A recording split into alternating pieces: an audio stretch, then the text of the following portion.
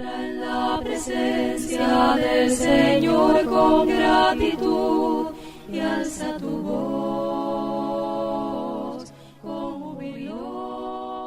Pero Dios no solamente perdona nuestros pecados, Dios también nos limpia de toda maldad. Y esto parece ser una bendición adicional.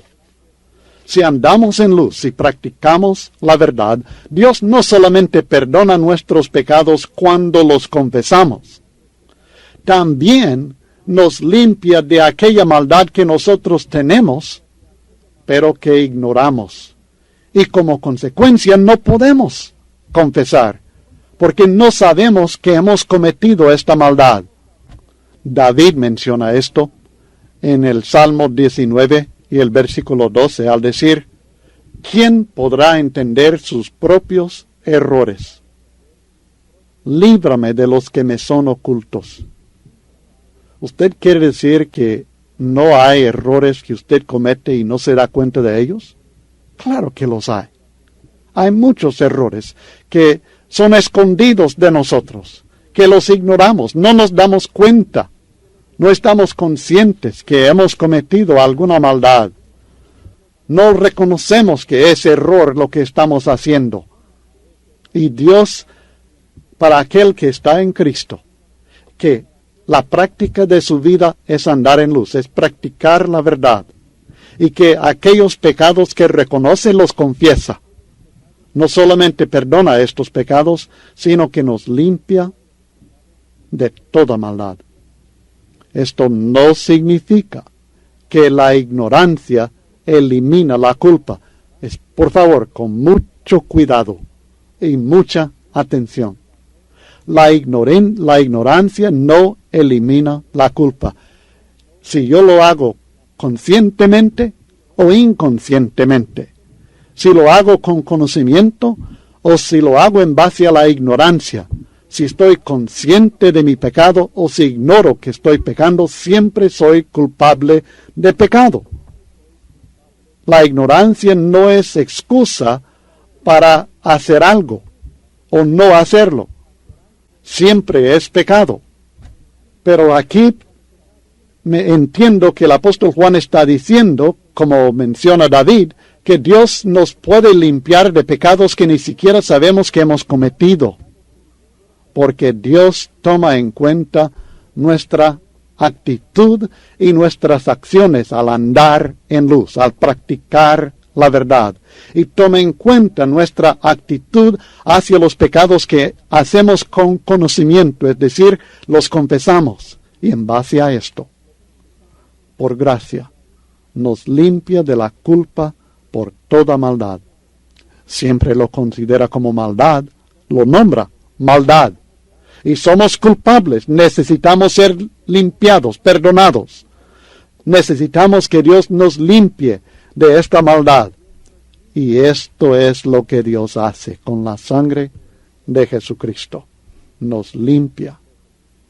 Esto no significa, cuidado, por favor, esto no significa, y no estoy diciendo que no tenemos que preocuparnos por conocer más y más de la verdad, para evitar pecados que cometemos en ignorancia. Parte de andar en luz es que nosotros nos preocupamos por conocer la voluntad de Dios, que estudiamos, escudriñamos, examinamos las Escrituras y comparamos nuestra vida para ver si andamos conforme a la verdad de Cristo, a la doctrina del Señor o no. El que dice, bueno, no tengo que preocuparme, porque si yo ignoro, pues Dios de todos modos me perdona, comete un error muy grave, rebeldía contra Dios.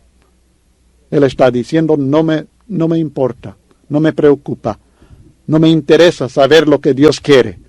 No tengo que saberlo porque Dios me va a perdonar. Se equivoca gravemente. Dios no le va a perdonar.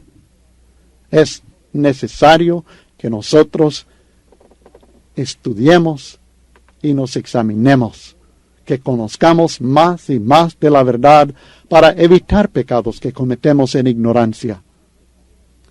Pero si no fuera que Dios nos perdona, nos limpia de aquellas cosas que ignoramos cuando andamos en luz, cuando practicamos la verdad.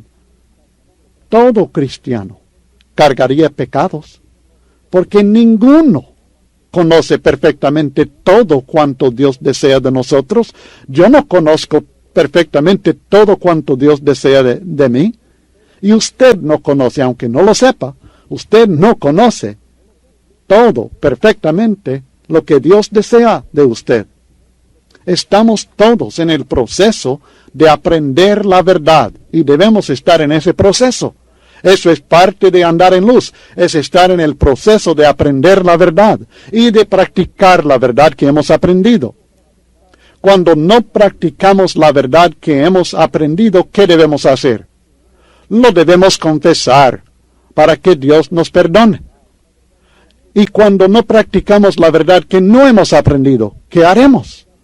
Suponiendo que sí practicamos la que hemos aprendido, ¿qué haremos cuando no practicamos aquella que no hemos aprendido? Sigamos estudiando, pero Dios nos limpia de toda maldad. Les recuerdo en este contexto que Él se dirige a cristianos, no a aquellos que nunca han obedecido el Evangelio de Cristo. No se dirige a ellos. No estoy diciendo, y Juan no está diciendo, que no tenemos que preocuparnos por aquellos que ignoran el Evangelio, que de todos modos están bien. No, aparte del Evangelio de Cristo, aparte de esto, no hay salvación, no hay perdón, aparte de la sangre del Señor, y aparte de creer y obedecer ese Evangelio.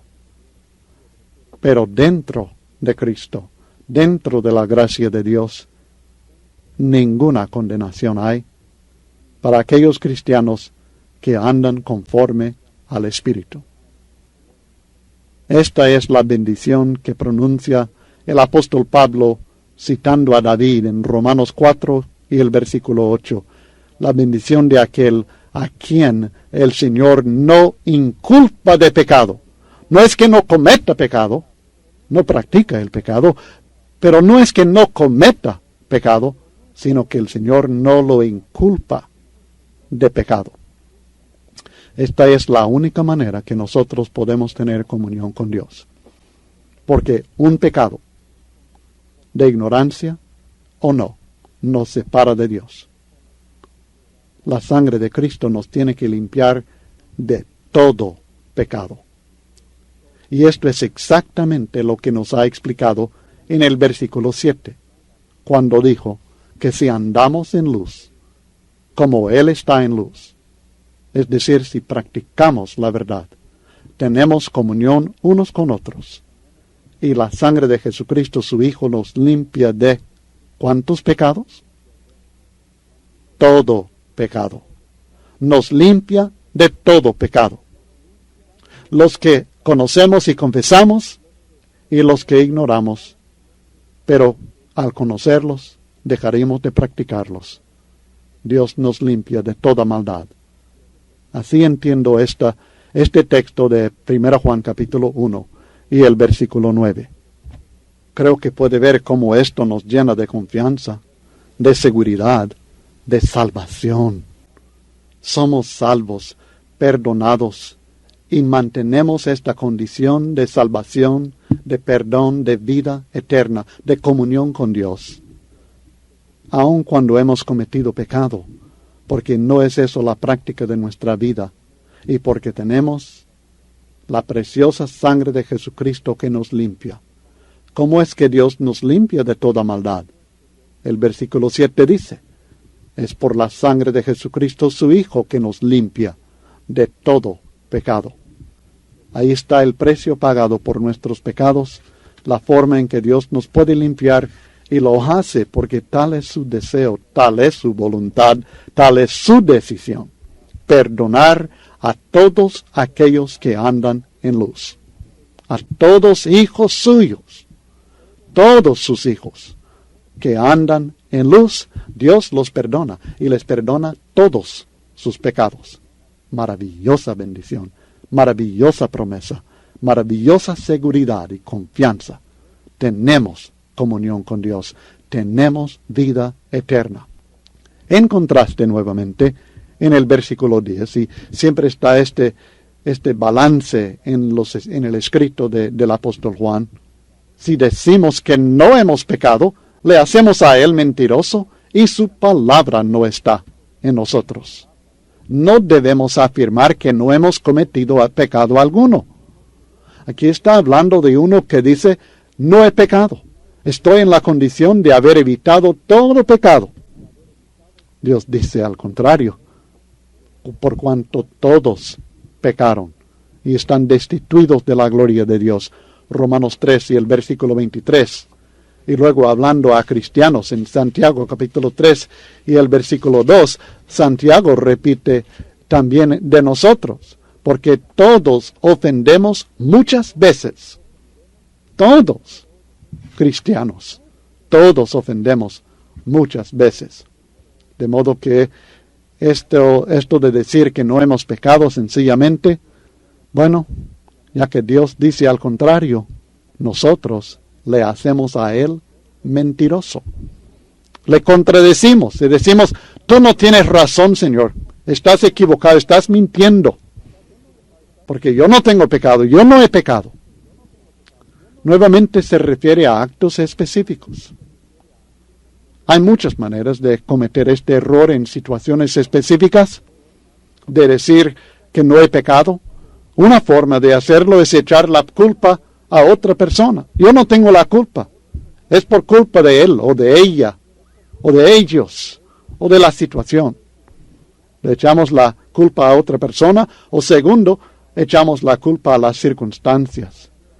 Es que, Señor, tú sabes que yo no haría tal cosa, pero en esta situación fue tan tremenda la presión, tanto el dolor que sentía, que por eso lo hice.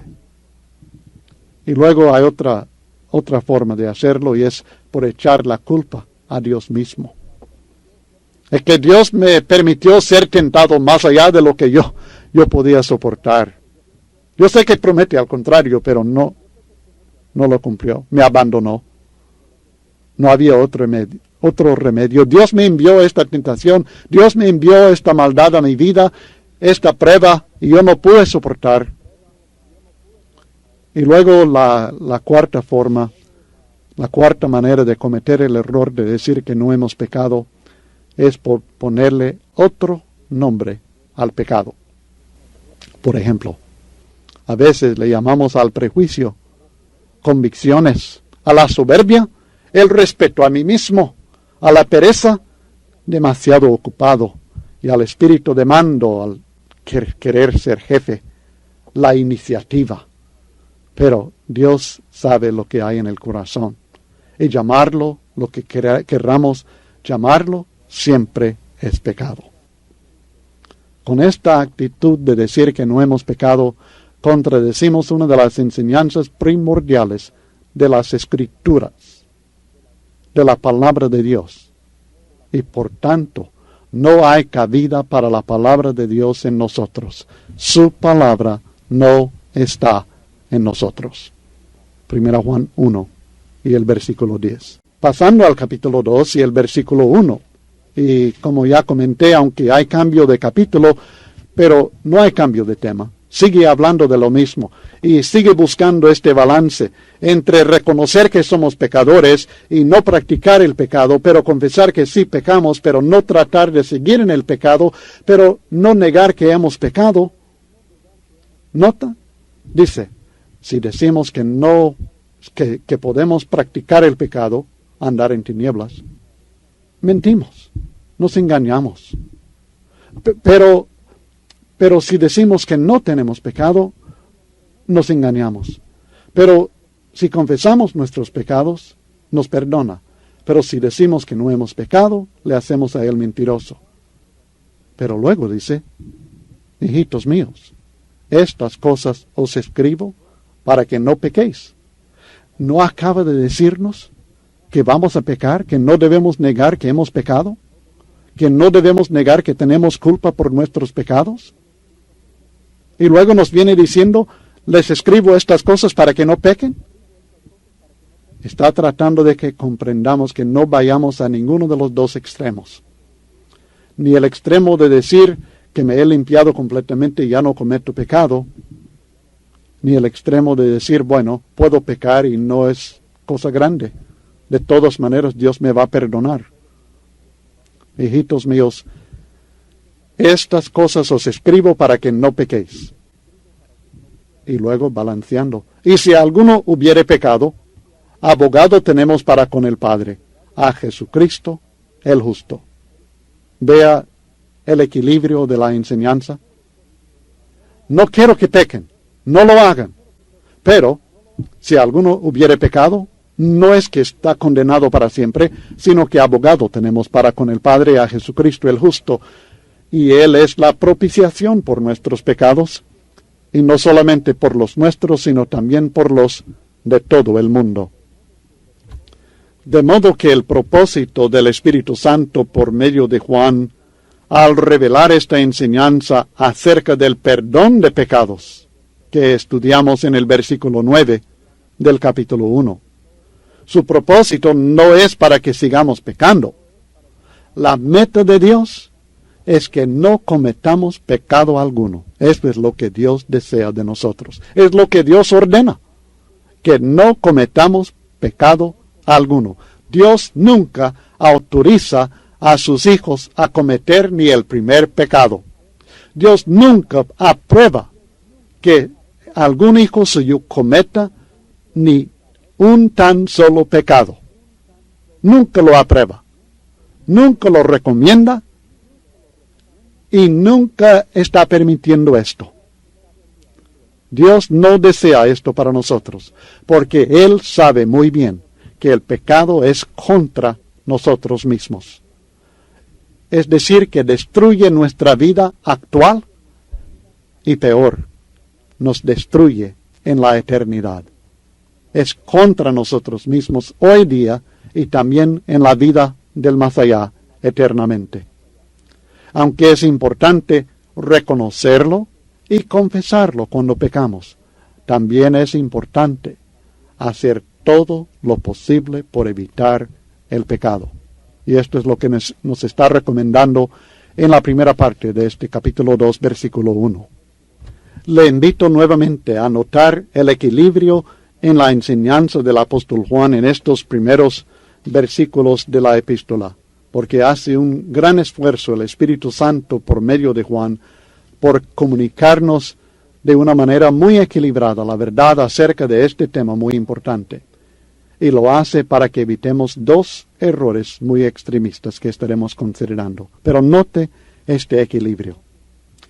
Primeramente, no es posible tener comunión con Dios si andamos en las tinieblas, si practicamos el pecado. Capítulo 1. Versículos 5 y 6. Pero aun cuando andamos en luz, cuando practicamos la verdad y tenemos comunión con Dios, hemos cometido pecados que se limpian con la sangre de Cristo. 1:7. Pero nunca debemos negar que hemos pecado, porque todos pecamos. No debemos negarlo, sino confesarlo cuando pecamos. 1:8 al 10. Pero no quiero que cometan pecado, ni el primero. Capítulo 2 y el versículo 1. Pero si pecamos, Dios provee la solución por medio de Jesucristo. 2:1 y 2. Ahí está la enseñanza equilibrada. Es obvio que Dios está tratando de ayudarnos para que evitemos dos errores extremistas que se basan en creencias también extremas. Primeramente, la idea falsa que las acciones y las actitudes de uno no afectan su comunión con Dios. Eso es totalmente falso. Mis acciones y mis actitudes, mi condición de corazón, afectan mi comunión con Dios. No puedo mantener la comunión con Dios si voy a vivir como yo quiero, como yo pienso. Debo estar intento y debo hacer todo esfuerzo por vivir conforme a la voluntad del Señor. Debo andar en luz, debo practicar la verdad, no la que yo he pensado, sino la que Dios ha revelado en su palabra y en la vida de su Hijo Jesucristo. Es falso, totalmente falso creer que la comunión con Dios no es afectada por mis acciones y actitudes. Y la segunda creencia extrema es la idea falsa que uno no puede tener comunión con Dios si comete pecado alguno. Y esto es también algo que muchos cristianos parece que tienen en sus mentes, que si yo cometo algún error, que automáticamente pierdo la comunión con Dios.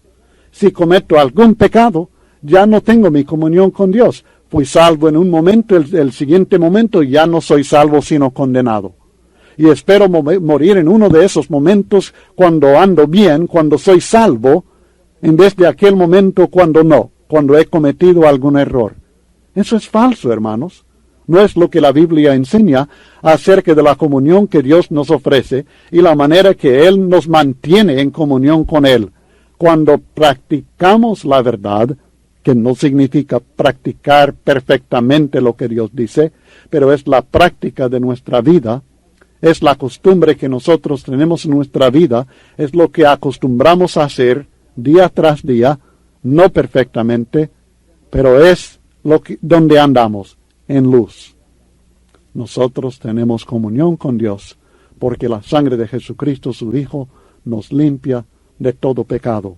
Y en esta enseñanza equilibrada que nosotros encontramos en 1 Juan, encontramos ese esfuerzo del Espíritu Santo por ayudarnos a evitar estos dos extremos falsos.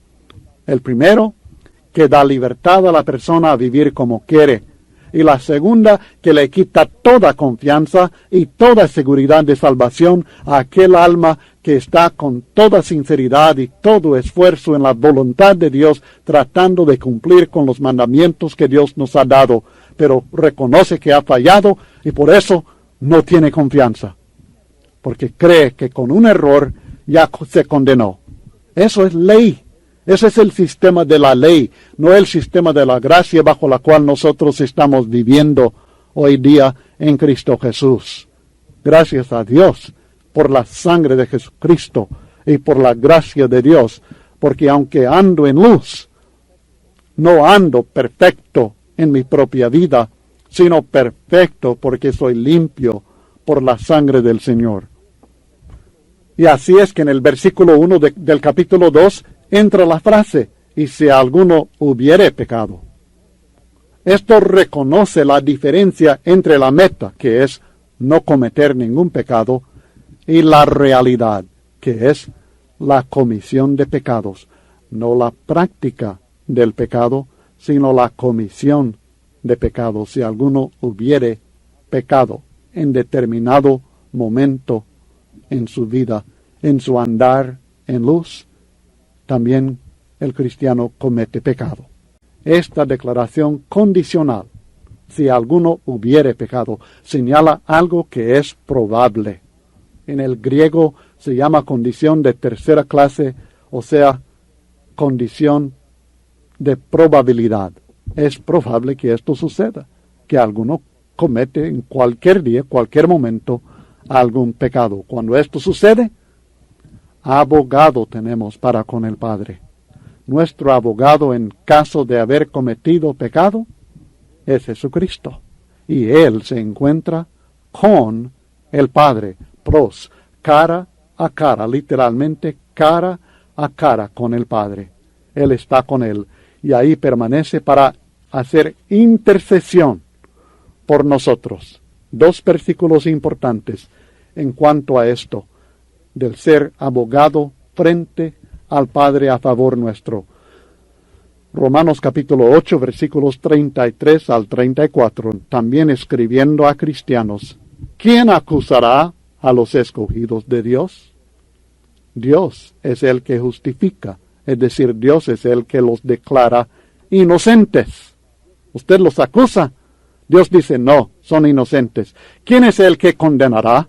Cristo es el que murió, es decir, que pagó, sufrió la condenación por mis pecados, más aún el que también resucitó, el que además, siendo justificado él, además está a la diestra de Dios, el que también intercede por nosotros. A la diestra de Dios está aquel que murió por mí y que venció la muerte para estar con Dios, pros, frente a Dios, a la diestra de Dios, el que allí intercede por nosotros. En Hebreos también, en Hebreos capítulo 7 y el versículo 25. Leamos del 24. Mas hablando de Jesús, por cuanto permanece para siempre, tiene un sacerdocio inmutable, que no cambia, por lo cual puede también salvar perpetuamente a los que por él se acercan a Dios, viviendo siempre para interceder por ellos. Él nos puede salvar en todo momento, porque Él vive siempre con esto en mente, y para hacer esto, interceder con su sangre por nosotros, y lo puede hacer perpetuamente. Nosotros tenemos confianza delante de Dios, porque nuestro abogado, Jesucristo, intercede por nosotros delante de Dios, para que nosotros seamos perdonados y declarados inocentes, a pesar de nuestros errores, nuestras flaquezas, nuestros pecados. La palabra traducida abogado es la misma que en Juan 14:16 se traduce consolador. Allí con referencia al Espíritu Santo, aquí con referencia a Jesucristo. Paracletos, abogado, consolador, significa literalmente que es llamado al lado de uno. Este abogado es llamado a nuestro lado. Aquel consolador es llamado a nuestro lado. Cuando pecamos no lo tenemos que confrontar o resolver a solas, porque tenemos a uno que está a nuestro lado para ayudarnos con este problema del pecado. Y en este contexto, este abogado es llamado a nuestro lado para ayudarnos ante el juez, para que resuelva el caso a favor nuestro, para que salgamos inocentes, exonerados. Y lo tenemos continuamente, incluyendo específicamente aquellos momentos en los cuales hemos fallado a Dios por medio del pecado. El haber fallado por medio de algún pecado no quiere decir que Jesucristo nos abandona, sino que Él en esos momentos es que viene a nuestro lado para servir como abogado, para ayudarnos ante el juez, para que no seamos condenados, sino que seamos nosotros declarados justos, inocentes, limpios. Este abogado comprende nuestras debilidades, porque Él fue tentado en toda forma como nosotros. Este abogado no presenta defensa en base a nuestra supuesta inocencia. Él no dice, señor juez, este hombre aquí es inocente, él no ha hecho nada. Al contrario, Él intercede y apela por la misericordia, en base a su propio sacrificio que paga por nuestros delitos espirituales. Es el que murió, el que intercede. Es el que pagó la condena ya. Él ya sufrió las penalidades que a mí me corresponden. Y por eso es que Él puede apelar y pedir misericordia, porque Él ya ha pagado. Él no viene diciendo que soy inocente, sino que Él ha sufrido ya lo que yo merezco. Este abogado es el justo. A pesar de haber sido tentado, Él nunca cometió injusticia alguna como Él. No hay otro. Todos los demás somos injustos. No hay justo alguno. Romanos 3:10. Esta justicia de Él es en contraste con mi propia injusticia, y es igual a la del juez. En esta comparación se trata del Padre, por supuesto, como juez, y por tanto, este abogado, el justo, está capacitado para estar en esta corte divina y apelar, no solamente apelar por la misericordia, sino cumplir con la justicia. ¿Por qué? Porque Él es la propiciación por nuestros pecados. 1 Juan 2 y el versículo 2. La palabra traducida propiciación literalmente se relaciona con el concepto de aplacar. La ira de Dios se expresa contra toda impiedad e injusticia de los hombres, según Romanos 1:18. Por supuesto, no se trata de una ira carnal o caprichosa como la del ser humano, sino una ira justa por causa del pecado. Se puede comparar con la ira lícita de la ley civil contra los delincuentes. Esta ira no es algo que sencillamente es una reacción emocional, sino que es una respuesta racional, legal, justa a la comisión de la delincuencia. El castigo del pecado, con la ira divina, es un acto de justicia. Es la respuesta justa de la ira de Dios, de la justicia de Dios al pecado del ser humano. Es parte del carácter justo de Dios.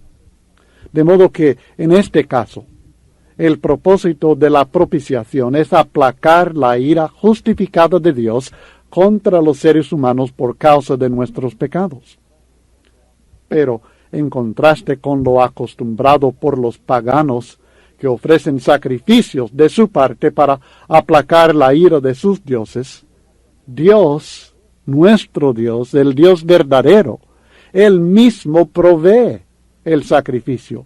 Él puso, dice nuestro texto.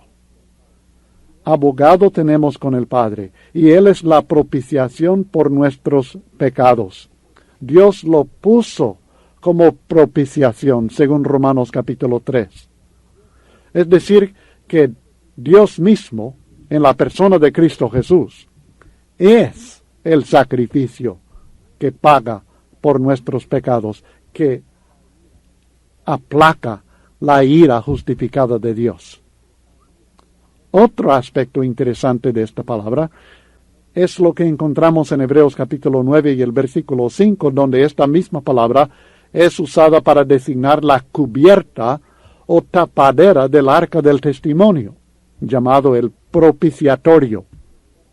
Esto se encontraba en el lugar santísimo en el Antiguo Testamento, en el día de la expiación, un día en cada año, según Levítico capítulo 16, el sumo sacerdote de los israelitas entraba y rociaba la sangre del becerro sacrificado por los pecados del pueblo sobre el propiciatorio, la cubierta, la tapadera del arca, aquella caja que contenía las dos tablas y que estaba cubierta por el propiciatorio. Y esta es la función que cumple la sangre de Jesucristo en el Nuevo Testamento. La sangre de Jesucristo cubre nuestros pecados. Esta es nuevamente la bendición en Romanos capítulo 4 y el versículo 7, declarado por el apóstol Pablo citando a David: bienaventurados aquellos cuyas iniquidades son perdonadas y cuyos pecados son cubiertos. Es la sangre de Cristo la que cubre nuestros pecados, la propiciación por nuestros pecados. Solamente la sangre del perfecto Hijo de Dios fue aceptable como propiciación por los pecados de los hombres. Solamente la sangre del Cristo perfecto puede satisfacer las exigencias de la justicia perfecta de Dios. Para que Dios sea justo, tratando de que entendamos este aspecto legal espiritual de la propiciación, del sacrificio del Señor, de la ira de Dios. Para que Dios sea justo, el pecado tiene que recibir su justa retribución. Esta retribución cayó sobre Jesucristo. Él es la propiciación por los pecados. Y así quedó satisfecha la justicia de Dios expresada en su ira contra el pecado. Como consecuencia, Dios establece que Él acepta el sacrificio de su propio Hijo, en lugar de castigarnos a nosotros como hijos suyos cuando cometemos pecados, siempre y cuando seguimos andando en la luz. Ahí está la condición. Para que el cristiano se beneficie de esta propiciación, él tiene que seguir andando en luz. Y no debe usarse tampoco como pretexto para seguir pecando. Todo lo contrario. El efecto de esta maravillosa verdad en la vida de los hijos de Dios deben ser por lo menos dos cosas principales. Primero, nos debe hacer reconocer la gravedad de nuestros pecados. Nada menos que la muerte del justo Hijo de Dios es aceptable como paga por nuestros pecados. Mis pecados son graves. Nunca podré continuar practicando algo que ha costado la vida del justo Hijo de Dios.